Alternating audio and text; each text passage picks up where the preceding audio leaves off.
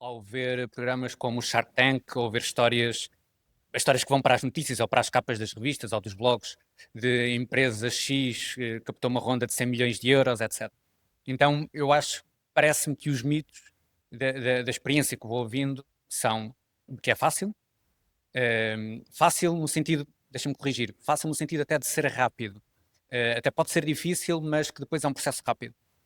Eh, de que é um motivo de orgulho.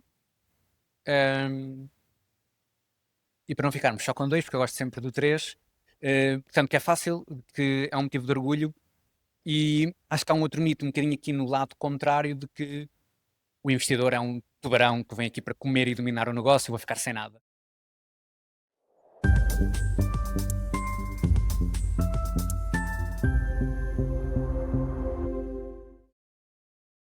Olá a todos, sejam bem-vindos aqui a mais um episódio do Capital Inteligente. Hoje estamos na presença do Diogo Bovan. Obrigado, Diogo, por teres vindo aqui ao nosso podcast para vir Obrigado eu falar pelo sobre convite. empreendedorismo, inovação e negócios, principalmente. Eh, o que é que te despertou este gosto pelo empreendedorismo, pelos negócios, pela inovação? Assim, não foi obviamente algo planeado, consciente. Acho que essa é a resposta também clichê. Acho que foi um conjunto de acontecimentos. Isto começou, se não me falha a memória, lá atrás, quando eu sou filho único, vivia com a minha mãe e com a minha avó. E então estamos a falar, não sei as idades das pessoas que nos estão a ouvir, mas numa altura em que não havia propriamente smartphones, em que eu não tinha computador ou internet em casa e, portanto, a minha única companhia, além da minha mãe e da minha avó, era a televisão. E nos Chorões, à noite, elas adoravam ver as telenovelas. E então, obviamente, eu também via no início, mas depois comecei-me a aborrecer com aquilo. E naturalmente comecei a ter vontade e curiosidade de perceber como é que alguns dos meus brinquedos funcionavam.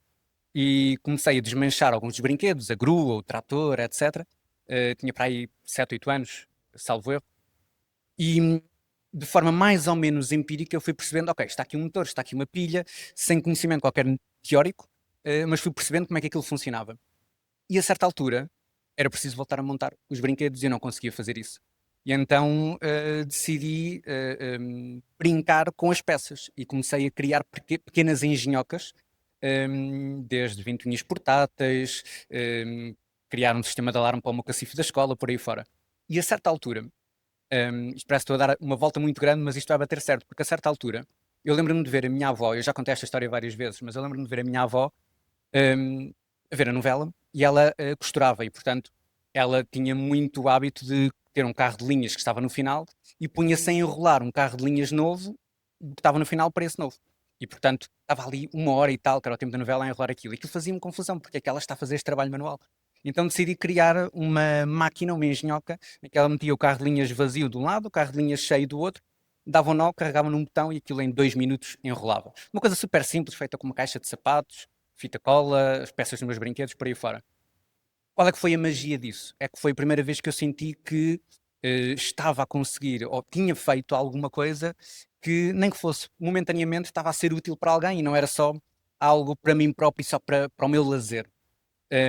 Fast forward 2 ou 3 anos para a frente, portanto, aí nos meus 10, 11 anos, um, eu aprendi num daqueles cursos da primária, aprendi a informática e aprendi o acesso à internet e tive o primeiro contacto com o acesso à internet e percebi que havia ali uma coisa nos computadores que tinha uma vantagem que não tinha com a eletrónica, que eu gostava de fazer estas engenhocas. É que na eletrónica os brinquedos acabavam-se e eu tinha que ir comprar mais material e não tinha dinheiro para isso.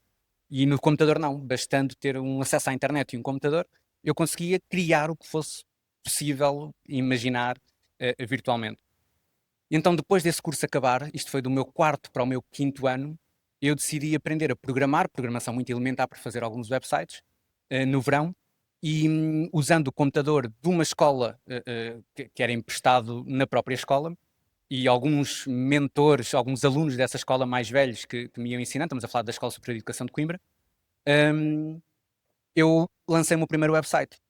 Um website que era, um objetivo era concorrer com o SAP.pt, mas que tinha tudo aquilo que um miúdo de 10, 11, 12 anos queria. Tinha anedotas, tinha filmes piratas, tinha jogos em flash, que na altura se usava. E eu lembro-me de lançar o site. E pela segunda vez na vida, e pela primeira vez uma outra sensação, portanto, pela segunda vez a ideia de criar alguma coisa que pudesse ser útil a outras pessoas, ingenuamente, concorrer com a SAP.pt, mas pela primeira vez na vida tive outra sensação, é que aquilo agora já não era só para a minha avó, era para qualquer pessoa em qualquer sítio do mundo. E então eu acho que esses 2 episódios deram aqui a faísca de gostar de criar coisas que tivessem algum tipo de impacto. E quando digo impacto, não é impacto que agora se fala, ou aqui da Casa do Impacto, onde nós estamos, o impacto social, o impacto no sentido das pessoas usarem aquilo que eu criasse. E essa sensação, talvez um bocadinho egoística, foi mesmo muito boa. E eu lembro-me de sentir-me a pessoa mais empoderada à face da Terra naqueles 5 minutos entre ter publicado o website e estar a fazer o caminho a pé para casa. Um, Depois, passado 1 ou 2 anos, eu percebi, ok, então, mas não tenho acesso à internet, não tenho computador em casa. A forma mais fácil que eu tenho de fazer isto era, na altura foi lançada a PlayStation Portable, a primeira, que era um dispositivo portátil que dava para aceder à internet. Eu não estava-me a marimbar para os jogos. E eu sou de Coimbra e tinha um centro comercial a pé de casa que tinha Wi-Fi grátis. Então eu pensei, ok, vou comprar a PlayStation e vou para o centro comercial usar Wi-Fi. Problema, aquilo custava 250 euros, eu não tinha dinheiro na altura, e então aqui foi a minha criatividade de miúdo para, ok, como é que eu posso criar dinheiro? Infelizmente, a nível de família, etc., não havia essa possibilidade, e então decidi, estava na moda na altura, fazer acho que uns porta-chaves com os fios de plástico que se comprava coloridos na loja dos chineses, e eu pensei, então, posso comprar os fios, que aquilo custa 5 euros, posso comprar umas argolas, posso comprar mais isto, mais aquilo, para criar ali algum fator diferenciador, posso fazer 250 porta-chaves e ir vender. E foi isso que eu fiz. Na altura nem sequer tinha dinheiro para comprar o material, portanto um grande amigo meu entrou como investidor, porque ele também queria comprar a PlayStation, comprámos o dobro de material. Depois essa sociedade correu mal, apesar de nós sermos ainda grandes amigos, mas fui vender esses porta-chaves e comprei a PlayStation. E portanto este talvez tenha sido o terceiro momento que eu me apercebi, ok, eu tinha para aí 12, 13 anos, mais coisa, menos coisa, eu consigo gerar dinheiro. Não tenho que esperar trabalhar por conta de outros, não tenho que esperar que alguém me dê esse dinheiro. Então eu acho que foram estes 3 momentos, sem me aperceber na altura, que foram, ou que semearam em mim esta ideia ou este gosto por criar coisas e por não estar dependente de outros para ter os meus próprios rendimentos e depois com esses rendimentos voltar a criar coisas e gerar algum tipo de impacto. Ok, ok. Foi assim uma Eh, resposta um bocadinho, fui dar a volta quase ao quarteirão todo, mas acho que porque estas coisas normalmente não é uma decisão, então acho que são sempre vários momentos, neste caso, no meu caso, da minha infância, que me foram levando para este caminho.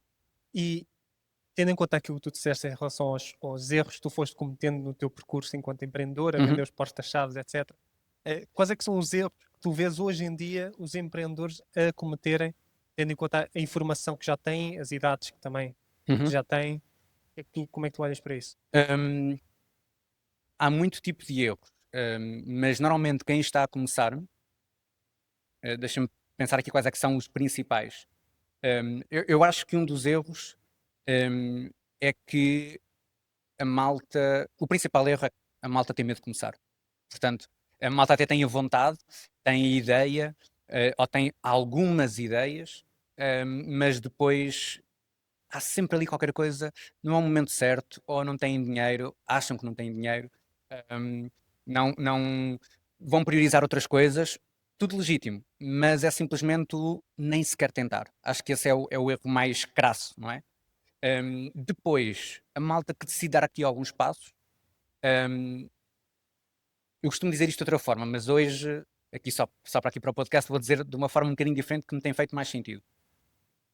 A malta foca-se muito na solução e foca-se pouco nos benefícios que essa ideia de negócio pode levar ao cliente. E qual é que é a diferença? Aquilo que eu costumo explicar, inclusivamente aos meus alunos, e que eu noto que é um bocadinho difícil às vezes de compreender o conceito, mas aquilo que eu tento explicar é que a solução são as ferramentas que permitem ao teu negócio causar algum tipo de impacto que vai levar algum tipo de benefício ao teu cliente. O benefício é, no fundo, como é que a vida do teu cliente fica melhor depois de trabalhar contigo ou de usar o teu produto comparativamente com antes.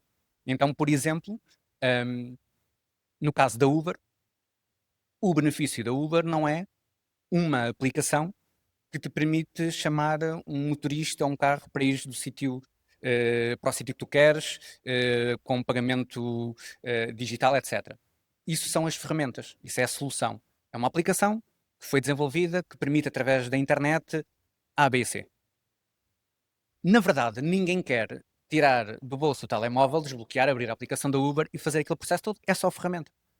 O que nós queremos é o benefício de podermos ir do sítio A para o sítio B sem termos de nos preocupar com o trânsito, ou neste carro com o estacionar, sem termos de nos preocupar se temos trocos ou não para pagar ao taxista, por aí fora. E então, muitas vezes, quem está a começar tem uma ideia de negócio, e normalmente a nossa ideia de negócio vem sempre no formato da solução, e depois há muita tendência, principalmente dos empreendedores que estão a fazê-lo pela primeira vez, de se apaixonarem por essa solução, em vez de se apaixonarem pelos benefícios. E depois a velocidade é essencial, entrada no mercado, testar a ideia de negócio e por aí fora. Mas para isso acontecer, também é preciso que exista um foco no benefício. Como é que a vida deste meu cliente pode ser melhor? E aceitar que a minha solução pode mudar, a solução que eu imaginei. E esse é um dos principais erros, que a malta fica muito focada na solução original. Quando eu digo original, não tem que ser a primeira versão da solução, mas mais ou menos a solução naquele formato, quando se calhar conseguiam descobrir que há formas mais simples, mais rápidas, mais baratas de criar o mesmo benefício sem o trabalho todo de criar aquela solução, pelo menos logo na fase inicial.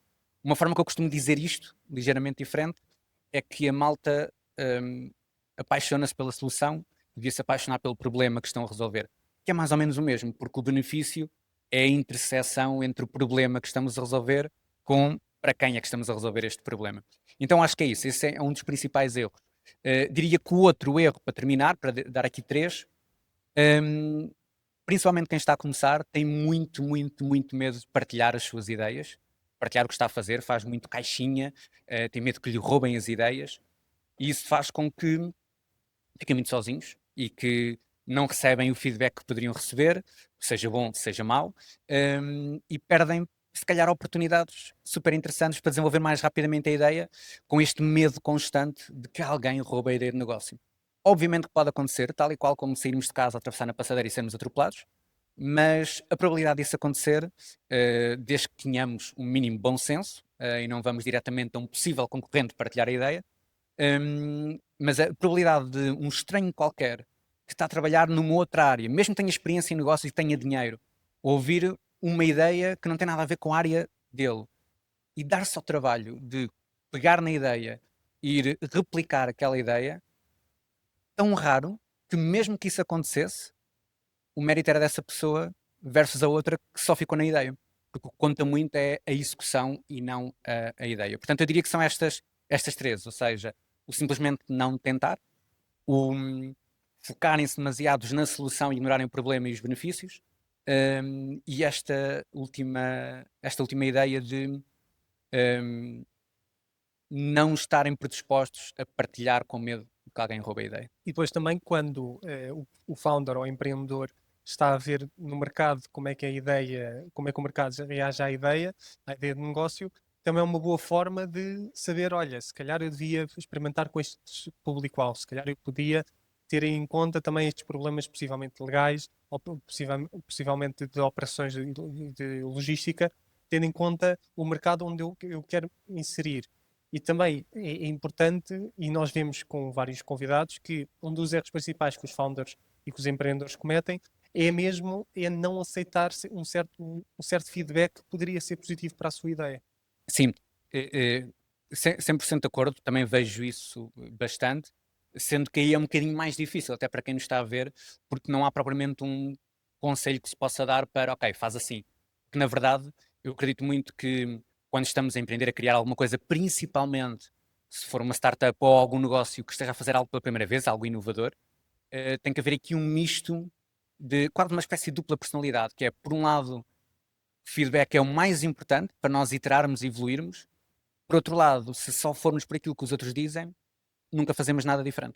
Então tem que haver aqui um certo balanço em que não podemos ser 100% teimosos, mas também não podemos ir 100% pelo feedback que nos dão. Tem que haver aqui um misto das duas partes. E isso é o que faz com que o empreendedorismo seja ao mesmo tempo interessante, na minha perspectiva, porque não é uma ciência exata, é uma ciência, entre aspas, empírica, vamos dizer dessa forma.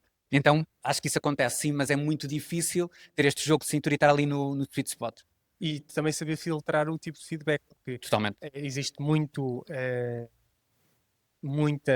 pessoa que vai ver a nossa ideia de negócio e que muitas vezes manda logo abaixo porque começa a criar teorias da conspiração. Mas nós vemos também, e já tivemos vários convidados que defendem que os mentores servem para isso, para filtrar o tipo de feedback que os founders vão receber. Sim, tal e qual. Acho que há casos ainda mais graves. Ehm, por exemplo, numa das disciplinas que eu dou de empreendedorismo na Universidade de Coimbra, eu não acredito que se possa ensinar empreendedorismo com base em teoria e alguns exercícios dentro da sala de aula. Portanto, uma das coisas que eu faço, para a felicidade de alguns alunos, para a infelicidade de outros, é que eles têm mesmo que criar um negócio real num semestre. Portanto, eles entram a zeros e no final, idealmente, nem todos chegam a essa fase, um, é suposto terem um MVP, um produto mínimo viável e eventualmente até algumas vendas. E pelo menos têm que passar por todo o processo de testes e validação ou invalidação da ideia de negócio. E obviamente que é algo, e se quiseres, isto acaba por ser também um desafio, é algo muito pouco natural a qualquer um de nós. Porque todos nós fomos muito otimizados ao longo de anos e anos para saber a resposta certa, porque é assim que funciona a escola, é estudar para saber exatamente qual é a resposta que vai calhar na frequência, no exame, no teste, ou aquilo que o professor pergunta. E no caso do empreendedorismo não há a resposta certa. A resposta é ir experimentando. E então esta ideia de eles serem obrigados a sair da sala de aula e experimentar, ouvir feedbacks e terem que tomar depois decisão com base nesses feedbacks e nas evidências que obtêm do mercado, é muito contra a natura, principalmente para quem está pela primeira vez. Muitas vezes, em algumas das disciplinas que eu dou, eles estão lá porque é uma disciplina obrigatória, noutras é que é opcional. Então, isso é muito contra a natura e é outro desafio. E depois, esta questão que estás a falar, que também é muito importante, que é um bocadinho o paradoxo dos mentores, que é, são raras as vezes em que os mentores são consensuais quanto ao feedback que dão. Obviamente, há algumas coisas no mundo dos negócios que hoje em dia já sabemos que é mais ou menos por ali, ou é mais ou menos desta forma que deves fazer. Mas há muitas outras, principalmente quando estamos em algo muito específico, cada mentor, com base na sua experiência, vai dar o seu feedback. E depois o empreendedor, o aluno empreendedor ou o empreendedor first time entrepreneur tem que, com base na sua personalidade, na sua opinião, nas suas ideias e com base em tudo aquilo que recebe, tomar a decisão ele próprio. Ninguém vai tomar por ela. E é curioso porque a tendência, muitas vezes, antes de irmos atrás de mentores mais, eu não quero dizer profissionais, mas pessoas com experiência na área dos negócios, é irmos às pessoas que nos estão mais à mão, que são os amigos, os familiares, e que normalmente são as piores pessoas para nos dar qualquer tipo de feedback, porque, primeiro, não são sequer o público-alvo do negócio que eu estou a criar. Segundo, eles querem o nosso bem, mas querem o nosso bem com a visão que eles têm da vida deles. Então, eu lembro perfeitamente, e a minha mãe fazia isso com todo o amor que tem por mim, como é óbvio, mas até há poucos anos atrás já tinha a minha segunda empresa, já estava a ganhar bem, etc. Minha mãe ainda me vinha com a conversa de, pá, filho, quando é que arranjas um emprego estável, sem andar assim para trás e para a frente, acelerado, não sei o quê, porque não é o habitual em Portugal. Existe ainda muito esta cultura de o empreendedorismo é um bicho estranho. Criar o teu próprio negócio é um bicho estranho. Portanto, acho que há aqui esta amálgama de variáveis que contribuem para estas dificuldades. Sim, sim, sim. E também foi uma coisa que apareceu apareceu bastante desde o Covid. Sim, As pessoas perceberam-se que estar fechado em casa e o quão frágil é a ideia de eu vou estudar, depois tenho um emprego e depois é tudo certinho e não vai acontecer nada e esse emprego vai durar para sempre. Eu acho que as pessoas se aperceberam que com o Covid que ficou bastante frágil. Se calhar em 2008 as pessoas também uhum. pensaram o mesmo. Eu é que não me lembro bem de Sim, sim, sim. 2008. Um, e uma das questões que eu te queria fazer um, era como tu já investiste em startups, quais é que são os critérios que tu tens em consideração quando investes numa startup? Ok, número um, sem dúvida alguma, a equipa. Ok? E este é automático porque eu não digo noutros investidores, mas muitas vezes em quem está a começar ou no mundo do investimento, ou simplesmente do lado dos próprios founders, apresentam um pitch XPTO, tecnologia, isto, aquilo e aquilo outro, etc. Mas depois na parte da equipa só apresentam os nomes e ponto final. E quando alguém, como é o meu caso e outros investidores, o típico business angel, está a investir numa fase tão inicial, o risco é gigante. E sobretudo, é gigante porquê? Porque a probabilidade de eu investir hoje num projeto que tu estejas a criar e daqui a 3 meses esse projeto ser totalmente diferente é enorme. Então eu tenho que ter muito mais confiança em ti enquanto empreendedor, na tua personalidade, no teu comprometimento em querer realmente fazer isto, e não tanto na ideia. Porque uma boa equipa vai fazer qualquer coisa interessante com uma ideia mediana. Mas uma má equipa vai desistir, não vai fazer nada especial, vai ter outras prioridades, vai ter outra forma de estar, de pensar, ou até mesmo conflitos entre eles. Portanto, primeiro, sem dúvida alguma, equipa. Pois acho que há todo um outro mundo de variáveis que podem ser tidas em conta. Eu não faço, ou seja, da minha perspectiva, o investimento que eu costumo fazer em startups ou em negócios inovadores, eu não invisto apenas em startups, eu também invisto em negócios que, não sendo startup, aquela típica empresa que vai crescer 10 ou 100 vezes no espaço de 1 ou 2 anos, também invisto em negócios inovadores. E quer num caso, quer no outro, eu não faço isso, isso não é a minha profissão principal. É algo que eu faço também por gosto e é uma das minhas atividades, mas não a principal. Então, para mim, tem muito mais a ver também com a minha relação com os founders. Tem que ser uma coisa que me dê gosto, porque eu não vou apenas colocar dinheiro ou conhecimento numa relação meramente transacional. E acho que muitos dos novos business angels hoje em dia, mais do que simplesmente colocar dinheiro, valorizam a experiência e o contacto na interação com a startup, com o negócio e com os founders. E não, se calhar não vão lá estar ao lado todos os dias, mas se calhar todas as semanas. E pelo menos é essa a forma que eu gosto de trabalhar. Quando invisto em alguma startup ou em algum projeto, eu estou muito presente no sentido de ajudar os founders. Portanto, para mim, esta relação e a questão dos valores alinhados na ética de trabalho é fundamental. E depois eu diria que tem que haver ali uma intuição, e quando eu digo intuição, eu sei que é uma palavra um bocadinho abstrata, porque quem nos está a ouvir pode pensar, eu não tenho intuição, então isto não é para mim. Mas a intuição, eu falo isto quase como uma espécie de segundo sentido que desenvolves à medida que vais conhecendo muitos negócios e muitos modelos de negócio diferentes. Então, haver ali um feeling sobre se aquele modelo de negócio faz ou não sentido, e se eu, enquanto investidor, me identifico com aquele negócio. E se tenho alguma coisa a acrescentar ou se até tenho algumas ideias que podem complementar. Então, eu sei que se calhar estavas a procurar aqui mais de uma fórmula, mas pelo menos da forma como eu faço, e não só eu, muitos outros business angels, numa fase tão inicial, não existem fórmulas.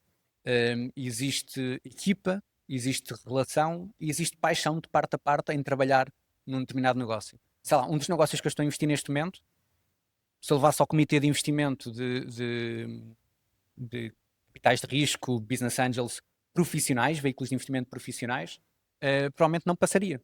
Mas é um negócio que me dá gosto, com pessoas que me dão gosto, que encaixa na minha estratégia de outros negócios que tenho, e portanto decidi investir nesse negócio.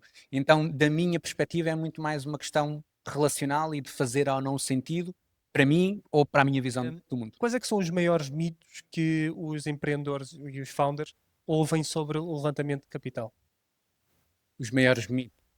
Eu acho que não são coisas que eles ouvem, eu acho que é uma percepção que eles ficam na cabeça ao ver programas como o Shark Tank, ou ver histórias que vão para as notícias ou para as capas das revistas ou dos blogs de empresa X que captou uma ronda de 100 milhões de euros, etc. Então, eu acho, parece-me que os mitos da experiência que vou ouvindo são que é fácil, fácil no sentido, deixa-me corrigir, fácil no sentido até de ser rápido. Até pode ser difícil, mas que depois é um processo rápido. Uh, de que é um motivo de orgulho. Um, e para não ficarmos só com dois, porque eu gosto sempre do três, portanto, que é fácil, que é um motivo de orgulho. E acho que há um outro mito, um bocadinho aqui no lado contrário, de que o investidor é um tubarão que vem aqui para comer e dominar o negócio, vou ficar sem nada. Então, eu acho que estes são os três principais. E porquê é que são mitos? Porque ainda que as pessoas percebam, principalmente quem está a começar, que pode haver aqui alguma complexidade, porque ok, agora onde é que eu vou buscar e como é que eu vou convencer, etc.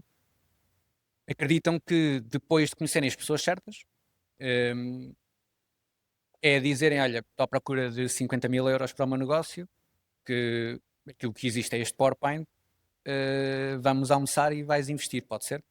E, portanto, acreditam que é um processo rápido, quando na verdade é um processo literalmente de namoro. Pode ser um namoro mais à la Tinder, ou seja, mais utilitário, ou pode ser um namoro mais flirt a médio e longo prazo, mas é sempre um processo de namoro. Um, então, esse é um dos primeiros mitos, ou seja, é algo que tipicamente demora ou pode demorar algum tempo, mas não é tanto pela questão da burocracia, é mesmo porque é preciso conhecerem-se parte a parte e não é só o investidor conhecer-me a mim, eu também conhecer o investidor e perceber se faz sentido para mim estar a casar-me com esta pessoa. E isto liga ao segundo, que é esta questão de ei, estou a levantar uma ronda de 100 mil euros ou de 1 milhão de euros, ou quer que seja, ou consegui levantar uma ronda de 1 milhão de euros, espetáculo. E obviamente que há um certo motivo de orgulho, principalmente em certas rondas de investimento, não é fácil e pode ser um motivo de orgulho levantar capital. Mas eu não acredito que possa ser apenas um motivo de orgulho. Pelo menos da minha forma de encarar, existe todo o outro lado, que é, na verdade, tu estás a pedir dezenas ou centenas ou milhões de euros a um estranho que não conheces de lado nenhum, ou que pouco conheces, e que tem a intenção de, daqui a uns anos, ir buscar um múltiplo disso.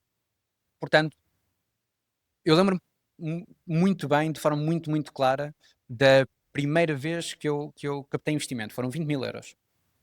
Um, tinha 19 anos, salvo eu, 19, 20 anos. E lembro perfeitamente de sair da sala do comitê de investimento, portanto, eram 4, 5 business angels, que aquilo era para ser uma coisa de meia hora e foi 1 hora e meia a fazerem perguntas, a maior parte delas sobre mim, não sobre o negócio que eu levava. E eu lembro-me de sair, eles não me disseram a resposta final, mas deram-me a entender que era praticamente certo. Eu lembro perfeitamente de sair da porta, ir a atravessar o corredor e sentir um misto muito grande de emoções. Por um lado, euforia e um certo orgulho. Ei, agora com 19 anos consegui 20 mil euros de investimento, não sei o quê. Mas ao mesmo tempo um peso enorme de responsabilidade, que é eu, no espaço de meia dúzia de anos, tenho que devolver 3, 5, 10 vezes estes 20 mil euros a estas pessoas. Senão eu vou estar a falhar para com eles.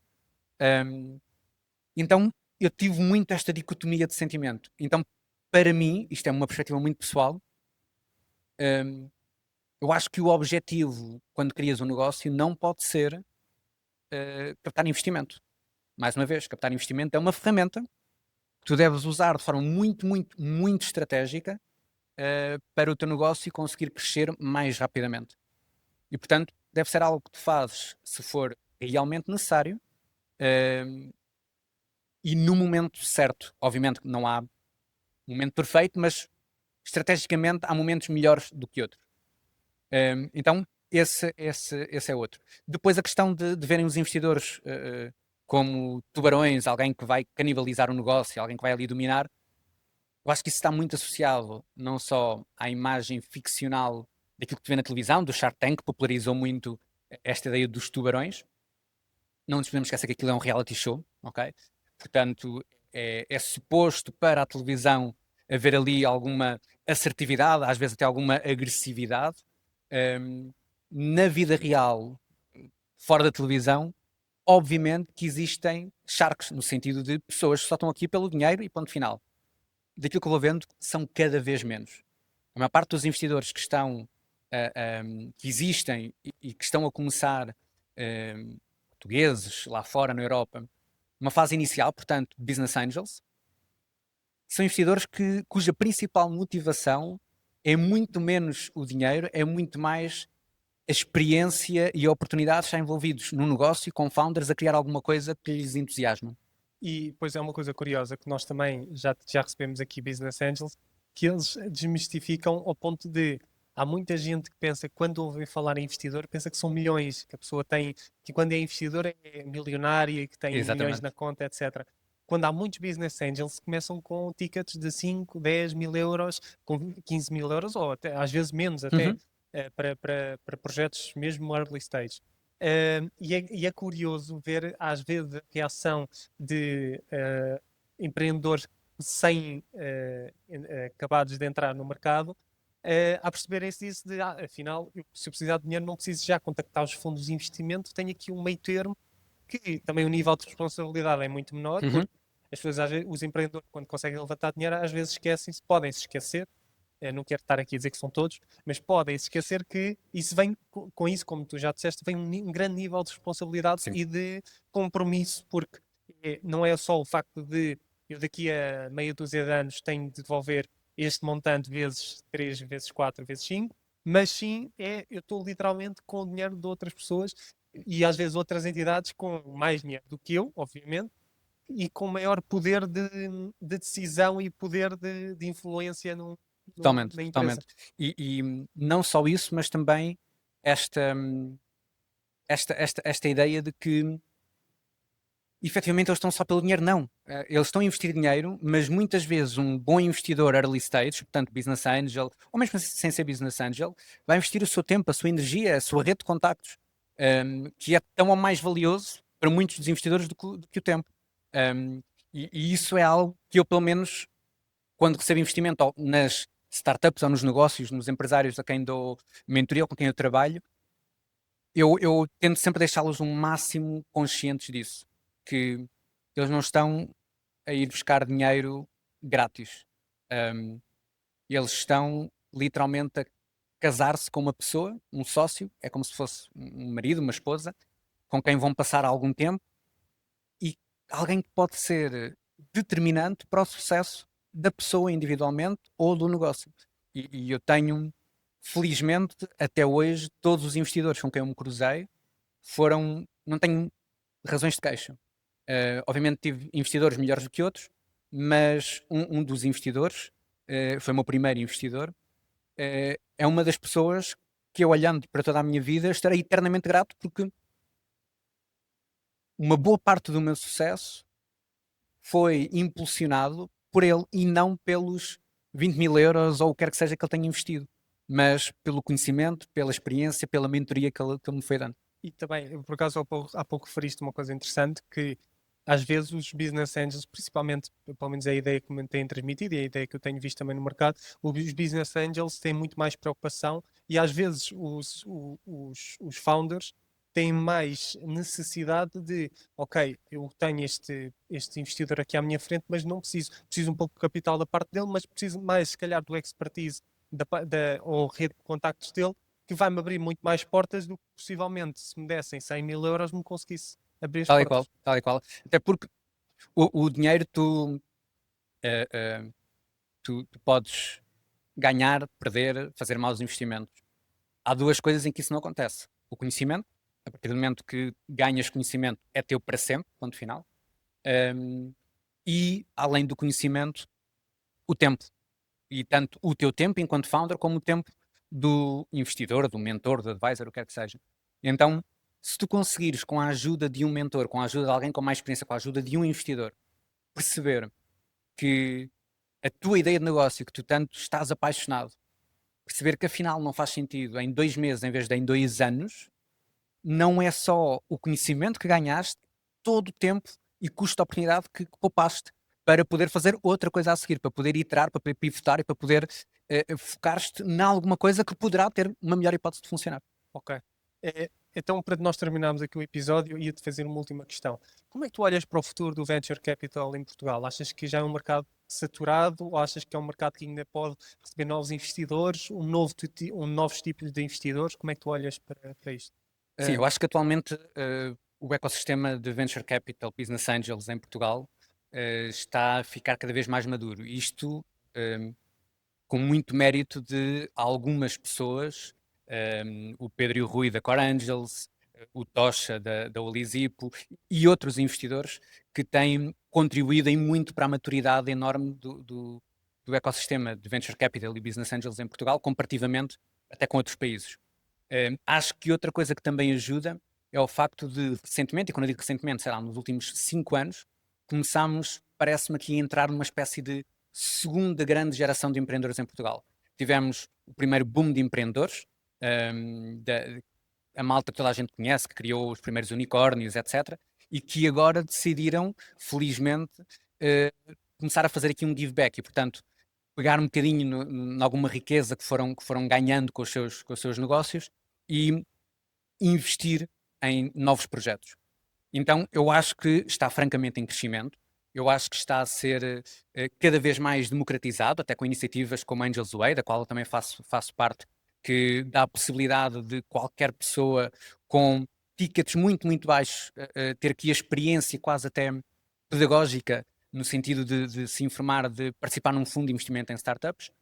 Aquilo que eu sinto já há vários anos, e de feedback também que obtenho de amigos, de outros business angels, é de que há investidores, há dinheiro, não há onde investir o dinheiro. Então, esse se calhar até é outro preconceito que a malta que está a começar pensa que é não há dinheiro. Não, existe muito dinheiro.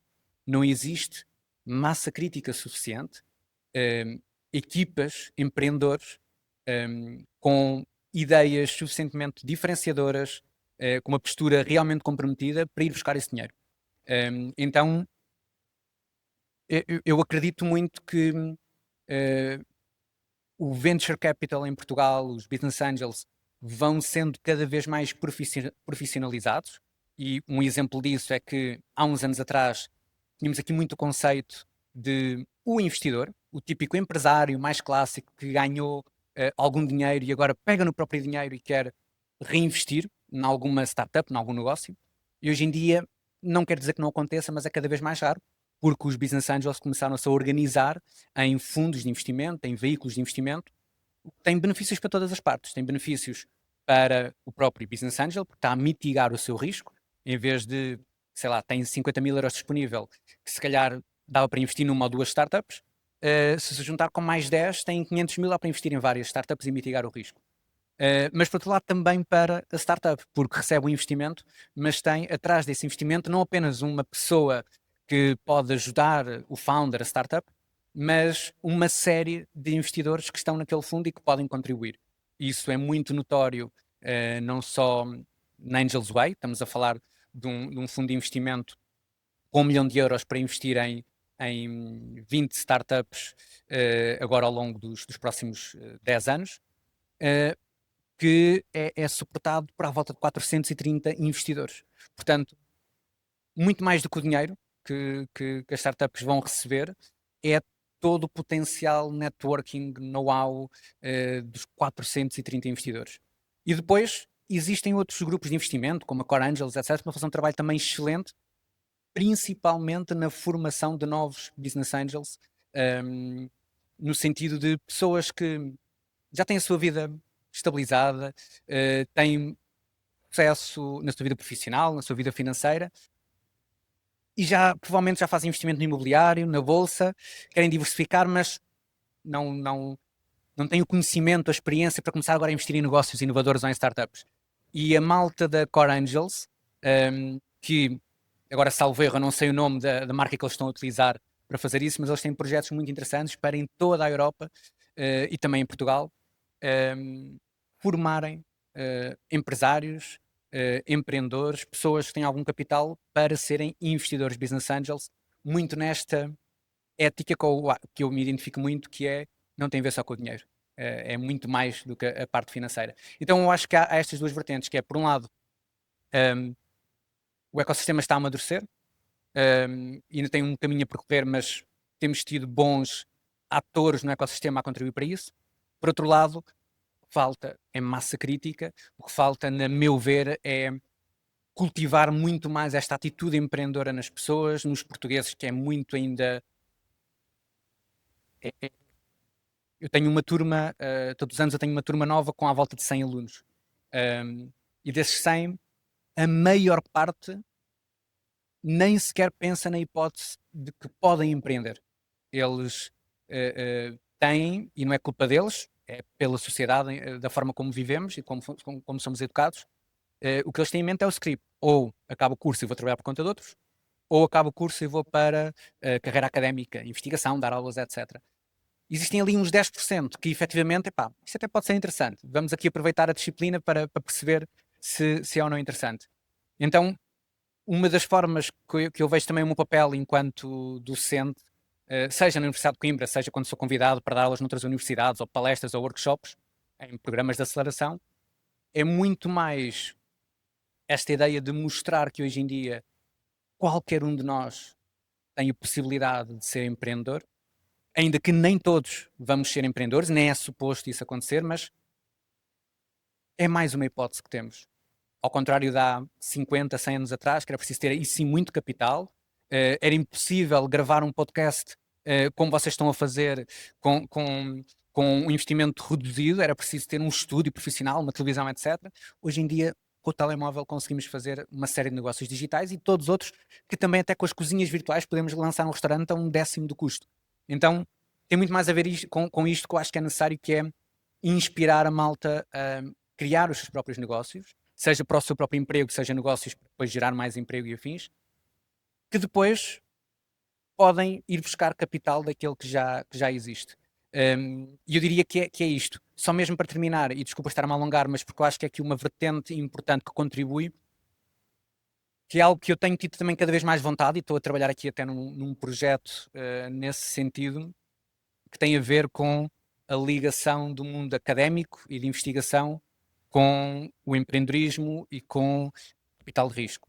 Porque existem vários desafios em Portugal, mas um dos desafios que acho que nem é só em Portugal é quando temos um projeto extraordinário que parte de investigação, portanto estamos a falar de algo realmente inovador, normalmente com alguma tecnologia nova, potencialmente disruptiva, numa área de conhecimento muito, muito específica, e eu adoro, há bocado perguntavas-me um dos meus critérios para investir, eu acho que se tentar racionalizar um bocadinho é, eu sou muito apaixonado por ideias de negócio que sejam altamente nichadas, resolvem ali um micro problema, que tão micro que não tentam fazer tudo e mais alguma coisa, mas que há um conjunto suficiente de pessoas a ter aquele problema. E nos projetos de investigação, muitas vezes, há ali uma tecnologia que resolve esse micro problema de, sei lá, estou-me a lembrar, de tornar mais sustentável a forma como são feitas as plantações a nível da agricultura dentro de estufas. É um micro problema relacionado com os compostos que são utilizados. E houve um aluno da Universidade de Coimbra que conseguiu desenvolver uma tecnologia que melhora drasticamente essa sustentabilidade e a reutilização. Qual é que é o desafio? É que quando estamos a falar de tecnologias que vêm do laboratório, entre o laboratório e o mercado, há aqui uma espécie de vale da morte, que é preciso capital, investimento, para fazer com que a tecnologia vá de um nível muito laboratorial para um nível industrial, para um nível de mercado. E muitas vezes, ou quase sempre, os investigadores, pelas tecnologias que são, não têm essa possibilidade e, portanto, estão muito dependentes das empresas que estão disponíveis para fazer um piloto e afins. E, por sua vez, as empresas estão muito dependentes dos financiamentos públicos. Isto porque, atualmente, em Portugal, o capital de risco ainda não chegou a um ponto de tolerância ao risco suficiente, a meu ver, para investir numa fase em que a tecnologia está tão cá atrás ainda, em que ainda precisa ali algum desenvolvimento, principalmente se estamos a falar em projetos mais complexos, biotecnologia, projetos médicos, etc. E eu acho que há um potencial enorme por explorar e ficaria muito feliz se isso começasse a ser mais explorado. Eu estou a começar a explorar também um bocadinho essa área e acho que o ecossistema também pode evoluir para colmatar esse, vou dizer, ponto cego. Obrigado a todos por terem assistido a este episódio. Vamos deixar os links todos do Diogo Bovan na descrição para darem uma checada. E obrigado por terem assistido. Obrigado, Diogo, por teres vindo aqui ao nosso Obrigado eu pelo episódio. convite. E espero que tenhas gostado. Gostei muito da conversa. Obrigado. Este episódio tem a ajuda da Casa do Impacto. Fundada em 2018, a Casa do Impacto é um hub dinamizado pela Santa Casa da Misericórdia de Lisboa, que tem como missão impulsionar uma nova geração de empreendedores e empresas que estão a desenvolver modelos de negócio com impacto social e ambiental positivo, alinhados com os Objetivos de Desenvolvimento Sustentável da Organização das Nações Unidas. Este espaço integra escritórios de startups de impacto, formação, co-work, experimentação e investimento. 5 anos após a sua criação, a Casa do Impacto soma já mais de 220 residentes, mais de 400 projetos apoiados através dos mais de 21 programas de aceleração ou ideação. No total representam 3,2 milhões de euros investidos em startup de impacto. Vamos lá para o episódio.